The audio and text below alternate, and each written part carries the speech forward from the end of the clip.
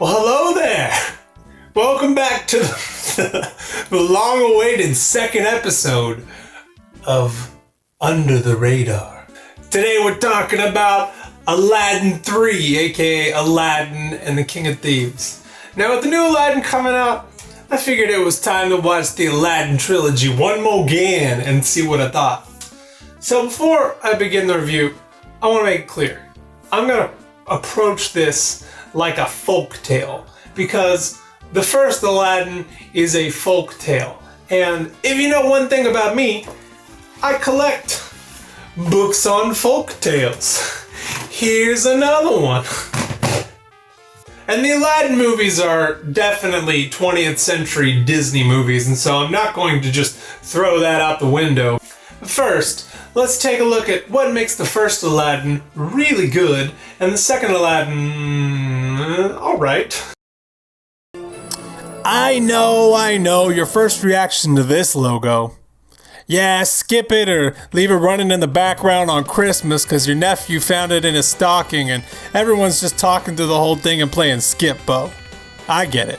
But trust me, we got ourselves a diamond in the rough. Okay, alright. So that first Aladdin movie is so much fun to watch. The stellar Disney animation, the Broadway-style music, and all the performances make it a joy from stem to stern, especially Robin Williams. Now, it's not the best Disney cartoon. I would argue that The Little Mermaid and Beauty and the Beast, which preceded it, are much stronger offerings. But y'all, that don't make me love Aladdin less. It's a really fun adaptation of a story with an even more mysterious origin. It was written down by a French author who made a man from Aleppo in Paris. Also, Aladdin takes place in China. Yeah, folk tales are interesting like that. So the theme of the original story is things aren't always what they seem, and psst, I highly recommend popping open a copy of The 1001 Nights for free from Google Books and giving it a read. It's a fun story. Disney took that and changed it into a person should be evaluated by their character, not where they came from. It's super obvious. Right from the get-go, listen to what the salesman says. Do not be fooled by his commonplace appearance. Like so many things, it is not what is outside, but what is inside that counts. This is no ordinary lamp! The movie does a great job making everything about this. This is how classic folktales work. It's usually one theme dealing with God, man, time, beauty, or truth. And no, folktales can't do it all. When you read The Boy Who Cried Wolf, you walk away thinking, man, lying is bad. But you know what? You don't ask that story. If my family was starving, should I lie to get food? That story does not deal with that question. So we're not going to be asking Aladdin questions that it isn't set up to answer. That's not fair. The Little Mermaid and Beauty and the Beast don't quite function with this kind of singularity. They have a lot more going on. But this isn't where Aladdin suffers. Aladdin suffers because Aladdin and Jasmine are underdeveloped. They are pretty basic for folktale characters, and yeah, in a shorter form, that's fine.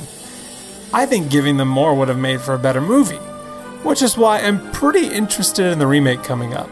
I mean, this movie is 1 hour and 26 minutes. The Broadway musical is 2.5 hours. They ought to do something pretty interesting with this movie. We'll see.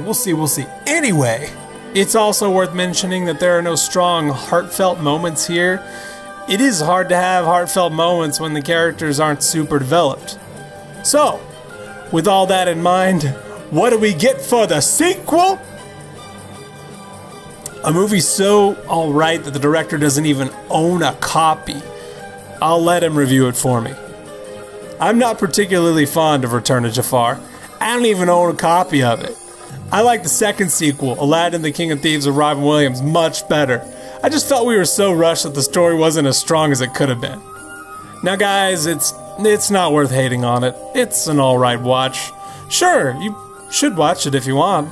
It's as fun as the rest of the animated series that followed it. And Really, I gotta give props to Dan Castellaneta for following up Robin Williams. You were given an impossible job, and I think you did better than any of us could. I'm not entirely sure what the theme is, but it doesn't quite function like the first one. I don't think there is a singular theme here that it's going for. And that's okay. Not every movie has to do that. You know, after that, you wouldn't think we deserve another sequel. Disney should have just been sitting in their offices like, man, y'all don't get any more Aladdin.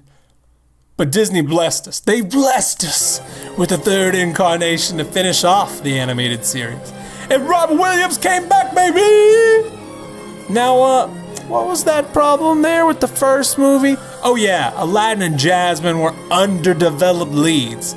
Not anymore! We got tons of character development with them, especially with Aladdin.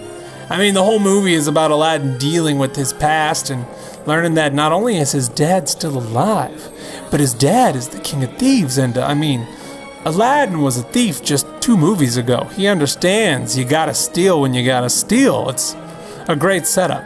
So, here's the basic plot.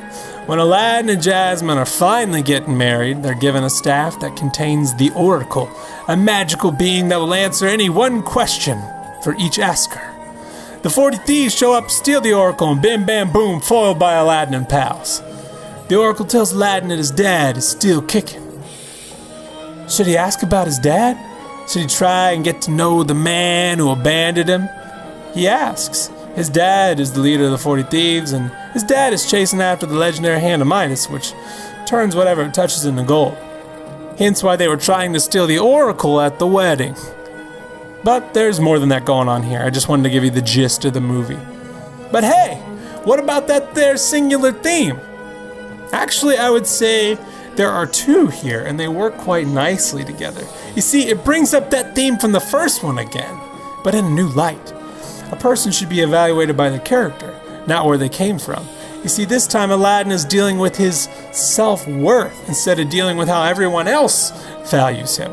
It's a really good twist on that first movie, and as someone who has worked with a lot of teens and kids who don't have dads or moms in the house, this is something they deal with in spades. It's tough for them, y'all, and Aladdin is feeling it. We could probably go back and forth on what the other theme is, but I think it's something along the lines of our real family is the people we surround ourselves with. Aladdin is forced to choose between his dad and his friends multiple times in the movie, and well, you should watch it. The animation obviously has a lower budget than the first one, and that's okay. It's still really good. And the songs? Oh man, they're so much fun. I love that some of them even make nods to the first movie songs. They're in that Broadway style, and each one of them is great. Out of Thin Air is the movie's star song. It's sweet and heartfelt, a sentiment the first Aladdin lacked entirely. Oh yeah, and Robin Williams is just hilarious. I love watching him go. I don't know if there was ever a better setup for him. He's got the ad-lib, the genie powers, the animation, and it's just like watching the first one. It's great. And if you needed a little more convincing to give this a watch, John Rhys Davies, aka Gimli, is Aladdin's dad. And Jerry, I'm sorry, I don't know how to pronounce this last name, d'Orbach, aka Lumiere from Beauty and the Beast, plays one of the main thieves. And he's great. I love his voice and I love him as a bad guy. Now guys, you may not think Aladdin and the King of Thieves is a masterpiece, but that's not the point of Under the Radar. The point is to find things that people typically undervalue and show you, hey, there's quite a bit of value here. I'm willing to admit, there's probably better ways to tell this story, and maybe it's a little too distracted, has too much going on, and could have focused more on one thing. But I still love this movie. You could even call it a diamond in the rough.